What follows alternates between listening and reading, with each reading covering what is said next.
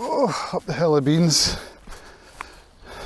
I've brought the good camera. I was going to do a walk and talk on the good camera, but I've set it up elsewhere, recording a waterfall of all things for probably about 40 minutes for my Serenity channel, which is just monetised. It's exciting, so I'm excited to record more ambient videos around Arran, because that's what Arran's best for. Anyway, this is more like a journal entry than, well, it's going to be a journal entry. I wanted to record my thoughts and feelings as I listen to a podcast, and then I thought I'll record it on audio, and then I thought I'll record it in video. That's how things escalate.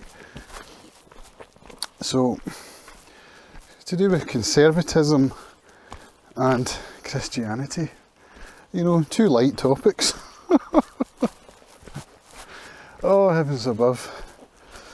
I was listening to TRIGGERnometry again. Take a drink.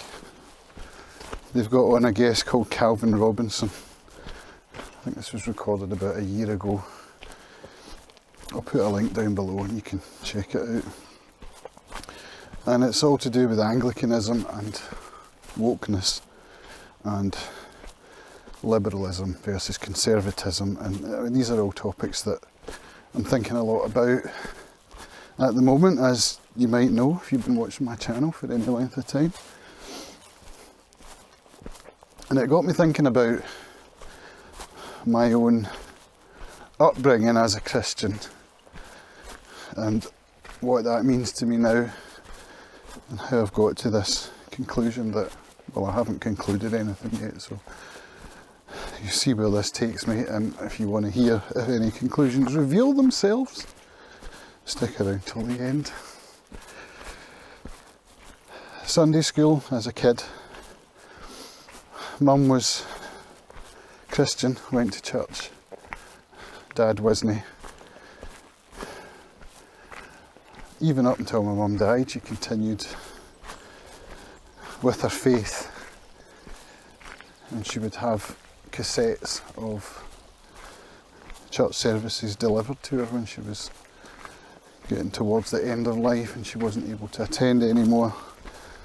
And the church looked out for her, you know, the elders would come round and visit. I'm not sure how regularly or often, but she kept in touch with that side of things. And when I grew up, you know, when I got old enough not to have to go to Sunday school anymore, of course I stopped going, because why wouldn't you? But even when I was going, I would skive off and go and play arcade games in the Broadway. Moon Patrol is the one that springs to mind. So yeah, that's how important it was to me. Through primary school we would recite the Lord's Prayer every day, which I always thought was dumb, but we did it. I suppose that was a top-down thing from government, which, you know, I didn't know at the time. It's just what you did. High school, nah. Army, we were forced into going once a month. 4 squadrons at the Apprentices College in Harrogate, and we took it in turns. So the duty squadron would be required to go to church. So, you know, you went once a month, that was it. It was a hassle, but we went. Never went back to church again till I moved to Arran, and when we moved here, the kids were, what, 3 and 1, something like that. And I actually joined Lamlash Church, went through the process. 2008, might have been 2009, I can't remember exactly. And the reason for that was because we liked the minister. I don't know how we came to know the minister. Oh yes, I do, it's just come back to me. It was 2009, and here's how I know. Because my dad had just died, which was November 2009, and I was on my way over to the mainland and I met the minister in the ferry terminal. Her name was Gillian, and we had a chat. Oh, we didn't chat about much, but she was really helpful. And that's how I found my way into the church at Lamlash. And then a few years later, I was a regular attender. I used to do some of the readings, and around about that time I was finding my way back into Freemasonry as well, from which I had been absent for many years, since I think my last meeting before moving to Arran was when I was a student in St Andrews, and I went on a visit to St Andrews Lodge, which I think was like 95, something like that. And when I got back to Arran, when I moved to Arran rather, I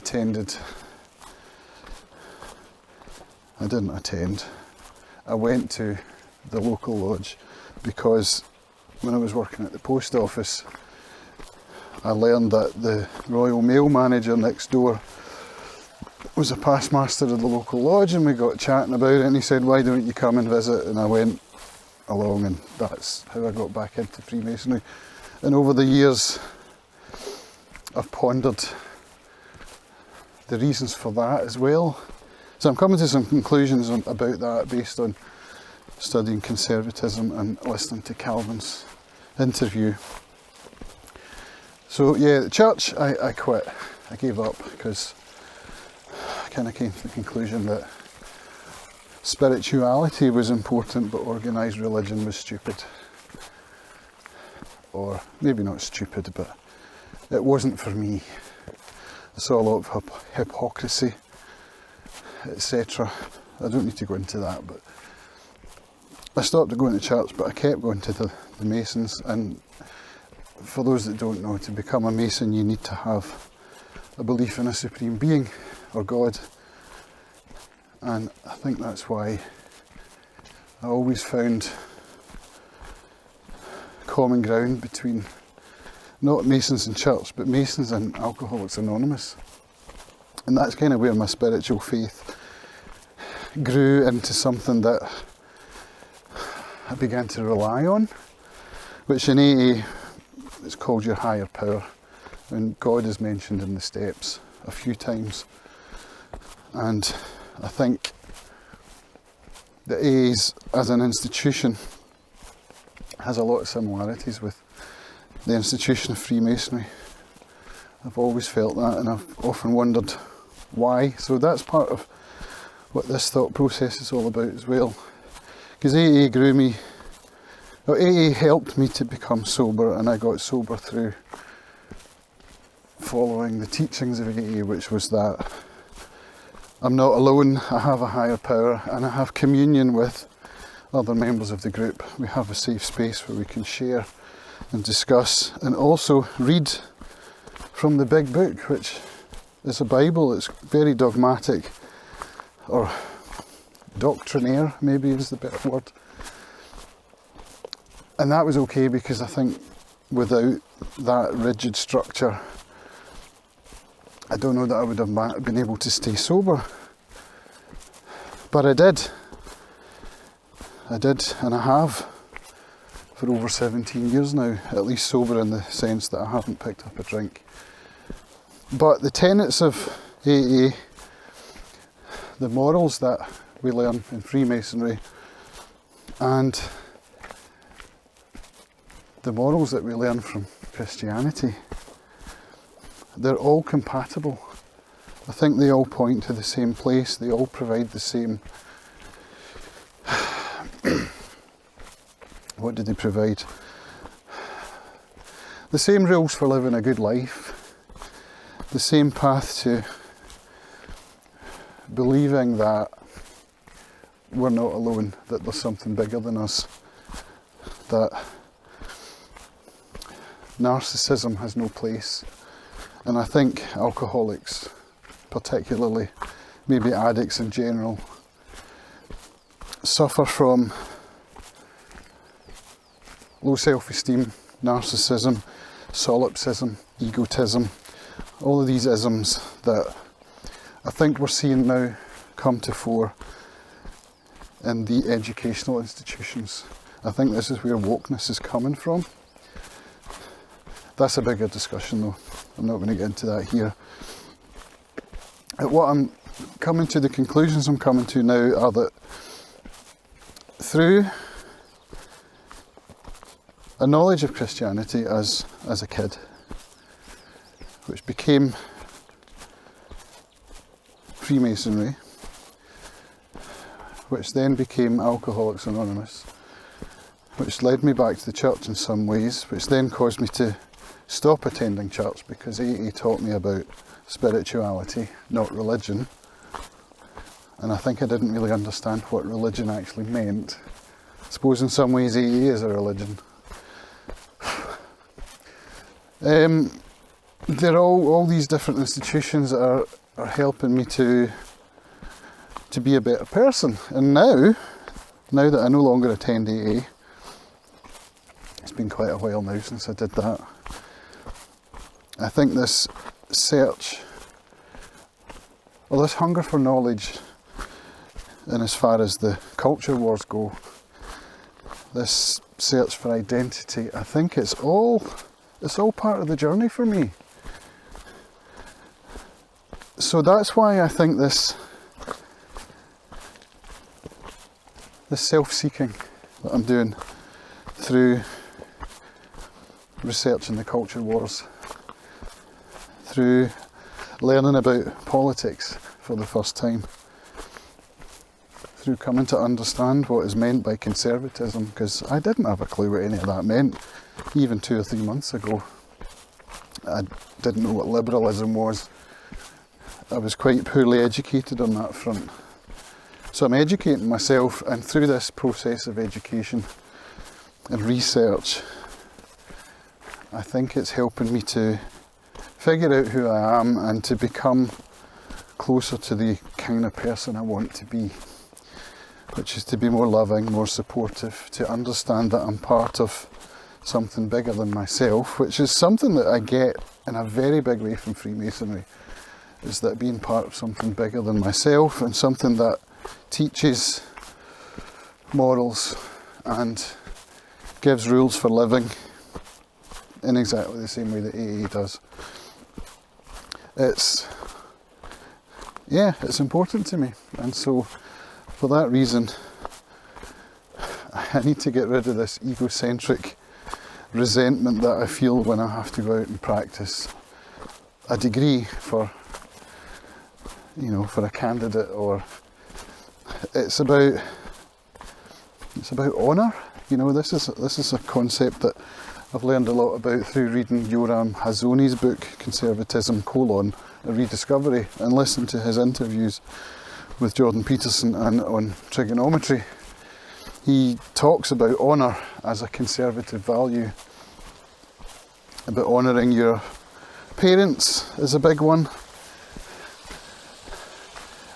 And incidentally, this came up for me when I was listening to Brandon Sanderson, who writes big, massive fantasy books. And I read a series of his last year when I was out on the hills, audiobook style. What's it called? I can't remember even the name of it now. And one of the main characters had a quote about honour, which I remember pausing the book at the time so I could write it down, because it resonated with me, and I wasn't sure why. But I think honour is a really important value for humankind. And I think honouring one's wife or one's spouse is a big one, and I'm trying to do that.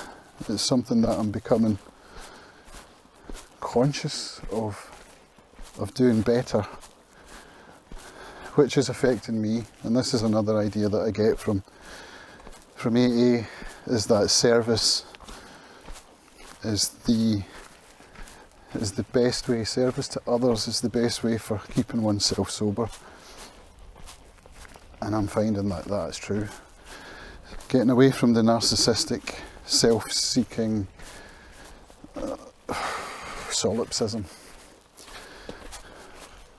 which is something I learned about through reading War and Peace of all things, solipsism, Tolstoy talks about that when Prince Andrei's lying on the battlefield, listening to a shell fizzing beside him, and his life flashes before his eyes. And it's a really good literary, philosophical peek into solipsism. So, see, a university liberal arts education does have its value. I did read War and Peace in Russian, actually, and wrote a dissertation in Russian about the book and the movie, the 1968 version of the film from Sergei Bondarchuk. Imagine that, eh? So, did I come to some conclusions? I think honour thyself, honour thy spouse, honour thy parents was my conclusion, and that finding rules and regulations and morals are a good way of resolving one's mental health issues, which leads to abuse, self-abuse, substance abuse, whatever, depression, which, you know, I'm no stranger to. So there we go, that's my conclusions for today. If you'd like to hear more philosophical ramblings, subscribe. I'm sure there will be more. I'll speak to you later. Cheers. Bye.